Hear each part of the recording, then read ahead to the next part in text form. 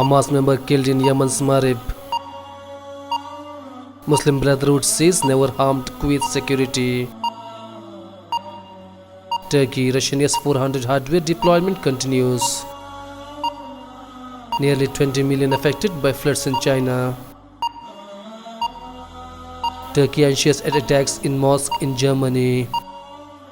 Sudan, first demonstrations held for killed protesters.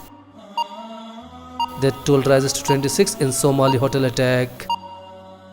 Turkey delivers $4.5 million worth military to Afghanistan. Bangladesh to send over 500 fishermen back to India. Pakistan court removes judge who convicted ex-premier. Pakistan traders absorb nationwide strike. Over 270 deaths reported in Kashmir in first 6 months.